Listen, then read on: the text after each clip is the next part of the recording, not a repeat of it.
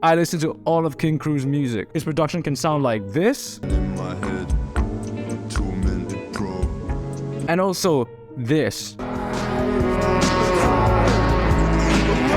I'm not gonna waste your time, let's get right into it. Point number 1, song structure. In 99% of popular music, things tend to occur in 2s, 4s, or 8s. However, King Krule is notorious for not doing this in a lot of his music. This is important because it plays a huge part in how you feel when you listen to his music. Let's take Underclass for example. So I got the song here. As you can see, the intro is actually 5 bars long. It's really strange. It starts with the passing chord.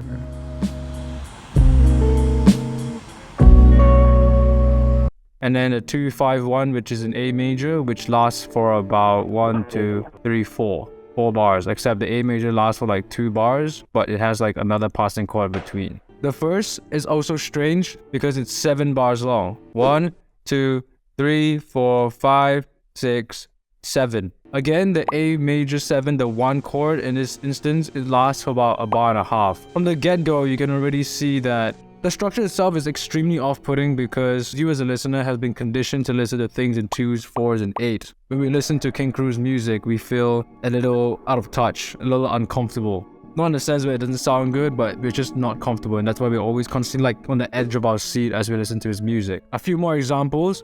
We have Comet Face that's built on 3s, Ocean Bed, where he adds an extra 2 beats at the end of an 8-bar progression during the part of Victor Walk Down the Town section. To walk to the edge of the town.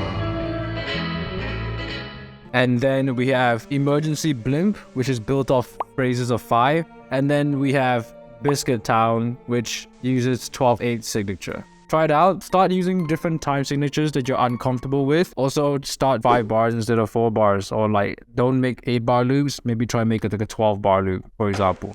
The second thing I want to talk about is King Krule is extremely polarizing. What do I mean by this? One song could have atmospheric guitar riffs, soft dreamy drones, and his deep vocals that makes you feel like you're drifting into space. The next song could feature aggressive, heavily distorted bass lines, banging drums, and screaming vocals. You know, you just want to jump straight into a mosh pit. And then suddenly you could be hit by microtonal madness that just leaves you uncomfortable and in suspense. So let's start with the first thing, dreamy sounds. So I like to look at the Pareto principle, the 80-20 rule, in terms of doing a lot.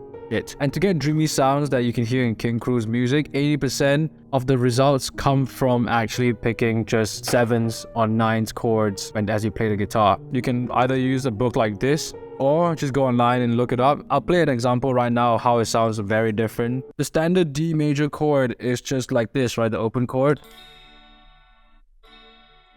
Yep, that's a standard chord. You'll hear that once I start playing the 7th chords, it starts sounding more jazzy and dreamier. This is the 7th chord for D, so D major 7.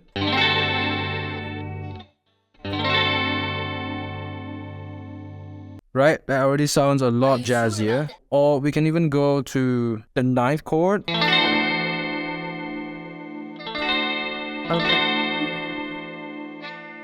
And then we can even go to the 11th chord, which is like probably the jazziest of all.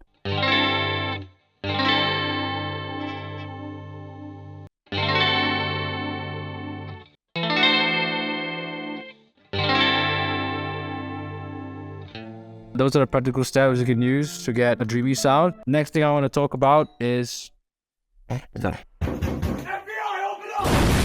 the next practical step is how to get aggressive sounding bass lines in your beats. There are 2 things. You can either use a bass guitar or any bass guitar VSTs. Bass P2 Lite is free, so you can go get it. I will link it down in the description for you. I'm not sponsored. This is a very good plugin. This is what my beat sounds like.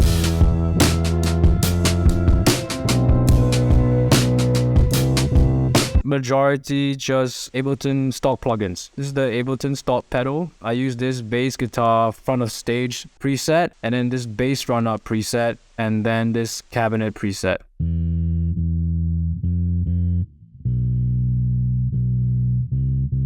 Put the dirt and grit effect on, it will sound even nicer.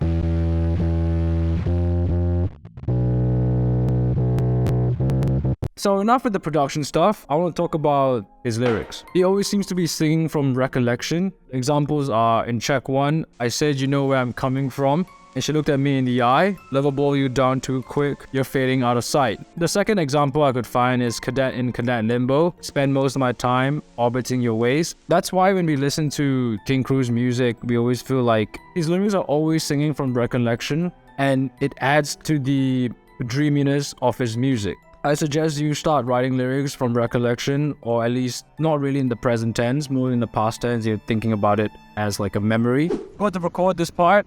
My friend Jen is going to be talking about the lyrics. Thank you. Love you.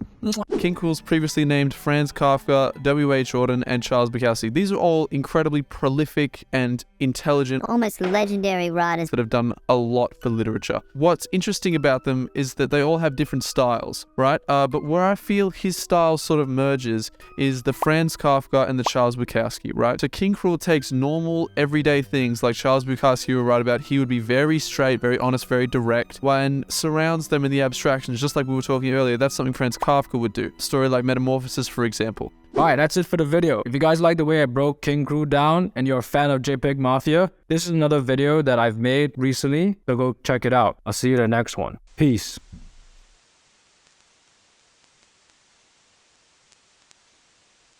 Okay guys, if you're still here, all the Jimmies have probably clicked off this video by now, but you seem to be pretty serious because you're all the way here. Well, if you're very serious about King Krule, I actually recorded and uploaded another video about King Krule, and this time I really break down all his production. If you're interested in that, just click on this video right now on the top of my head, and yeah, I'll see you there.